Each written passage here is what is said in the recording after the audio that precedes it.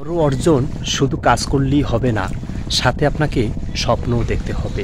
নিজের উপরে বিশ্বাস রাখতে হবে, কারণ বিশ্বাস ছাড়া কোনো কাজই আপনি আপনার নিজের প্রতি যদি কোনো আত্মবিশ্বাস না থাকে, তাহলে আপনি কোনো কাজই বরকত পাবেন না। আপনার নিজের প্রতি অনেকটা কনফিডেন্স রাখতে হবে। আপনি যদি আপনার উপরে কোনো কনফিডেন্স না রাখতে পারেন, তাহলে সমাজ আপনার উপরে কিভাবে বিশ্বাস রাখবে? সমাজ আপনার উপরে কিভাবে কোনো কিছু আশা করবে? কারণ সমাজ আপনার কাছ থেকেও অনেক কিছু আশা করে, তবে সেটা যদি আপনি লজ্জা কিংবা ভয়ের কারণে নিজেকে লুকিয়ে রাখেন, তাহলে সেটা দিয়ে কোনো দিনই আপনি কিছু করতে পারবেন না। এই সমাজে আপনাকেও স্থান করে নিতে হবে।